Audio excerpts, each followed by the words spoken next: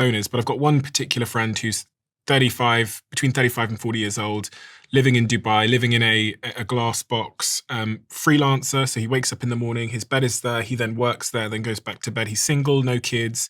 In his life at the moment, he said to me that he can't get out of bed anymore. He feels stuck. And then about 6 months after, out of the blue, it turns out, without telling any of us, and we're his best friends, he's flown to America, he's been baptized, he's a Christian. Suddenly his life has purpose and meaning again. He's a completely different person. And this individual never, ever, he would be the last person that you'd think would be religious. Got another friend, female, just over 30 years old, doesn't have kids, freelance, works at home. When I asked her what her meaning and purpose in life, she said to me she wants to get to having 200 plants she can water. She names all of them. She then told me a week after she's in therapy because she feels lost and stuck in life.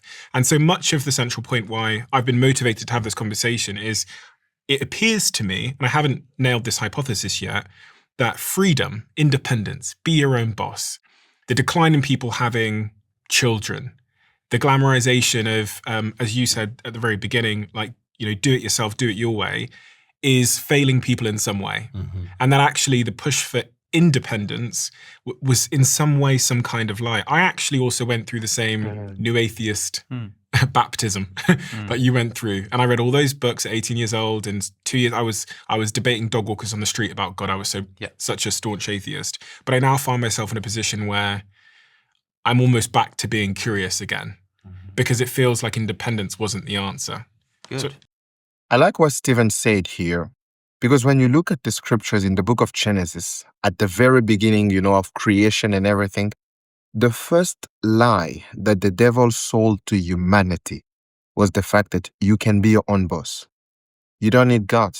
He said that if you eat the fruit, you will die. But the devil said and came and said, you will not die. In fact, you will be like God.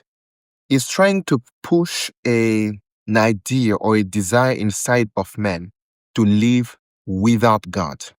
That level of independence where you don't need anything from anyone, not even God. That's what the strategy or the agenda of the enemy has always been. And he has not changed that agenda. Nowadays, it's things like be your own boss, be free, be independent. And listen, we're not talking here against having the sense of responsibility, being a responsible person, taking care of yourself, wanting to prosper in your businesses. But you never have to lose sight of the fact that as long as you are on this earth, you will always, in some shape or form, depend on people. Depend on people.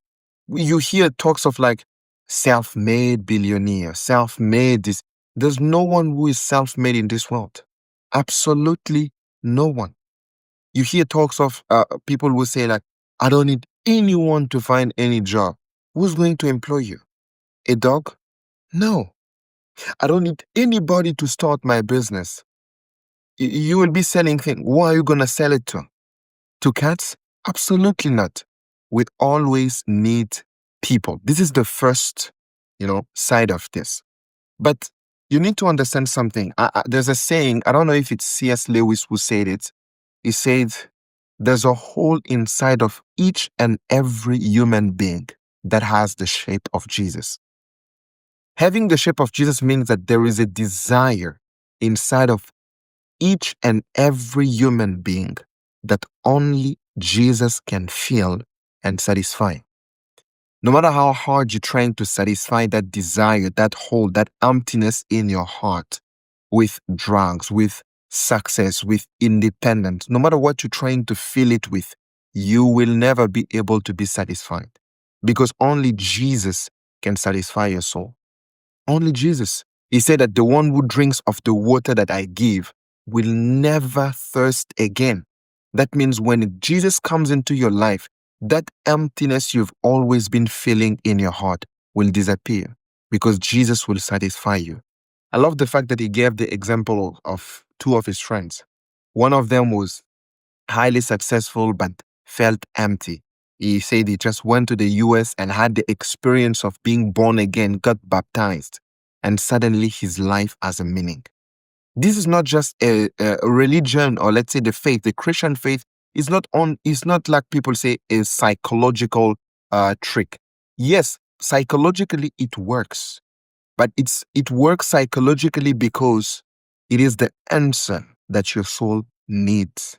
It is the answer that your heart needs. That's why it works in the minds of people. That's why it works in the emotions of people, because that is the answer for all humanity. Jesus is the answer for the world today. And he gave the example of another of his friends, a lady who now had everything, but now she's in therapy because she feels like her life doesn't have a meaning.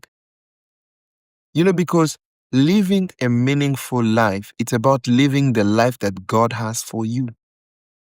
You were created, and listen, purpose can never be created by you, by yourself. You cannot create your own purpose. My purpose is to do this. No, purpose is something that is found. And it is only found because you were created by someone. And that person has already determined what you need to do in this life. And for you to find it, you need to go back at his feet. You need to go back at his feet. So reject any form of idea that is trying to bring you at a point where you are independent of God, where you don't need God. And most of the time, the devil goes gradually. At first, he say, yeah, you can still pray and do this. You can still pray and live the way you live. You can still pray, as if God becomes an extra thing. And I remember I was talking to a friend recently about that. I said, something I've realized in this generation, some people still go to church, love reading the scriptures, love praying and all that stuff, but they are doing it as an extra thing that they are just adding to their life. I don't know if you see what I mean. Like, they go to church not to be taught in a way that will shape their thinking and will transform their lives. No, it's just an extra thing that I'm going to do just to tick the button. And that's how the devil starts. He shows you as if, yeah, you still have God in your life, but he's not really necessary. It's just an extra thing that you are adding on top of your life. And that is the lie of the enemy. That's his agenda. That's how it always starts.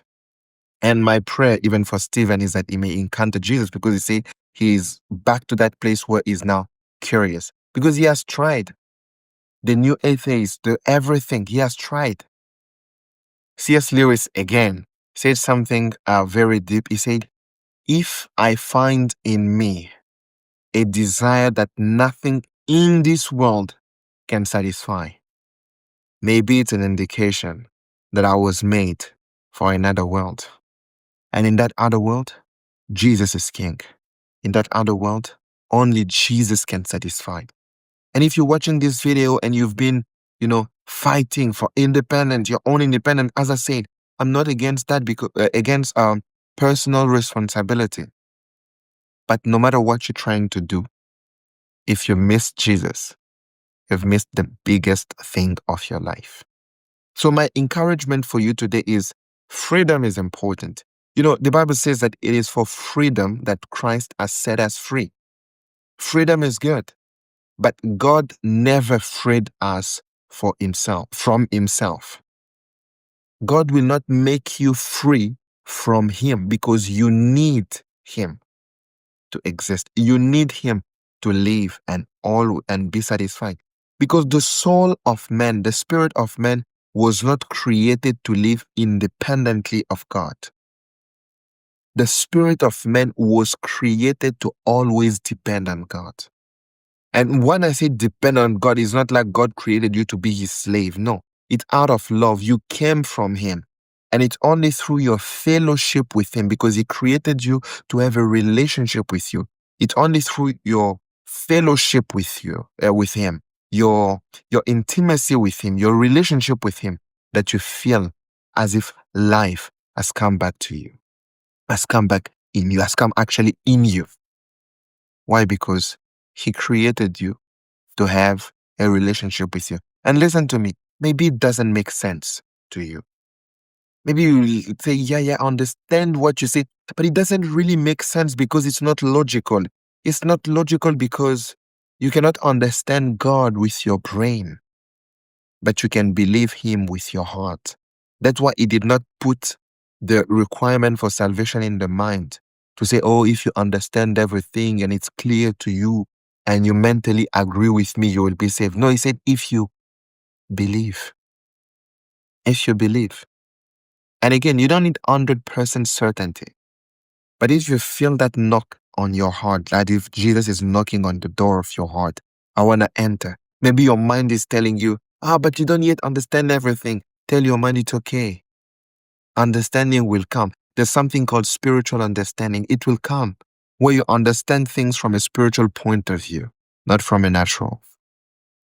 Not from a natural. So open your heart to Jesus. Give him your life. He wants it. He said, my son, give me your heart. Give him your heart. Give him your life. And you will see how he will change you. I just wanted to address this video today. I hope this blessed you. Don't forget to like, to comment, to subscribe. And I'm going to see you again next time for another episode. God bless you and bye-bye.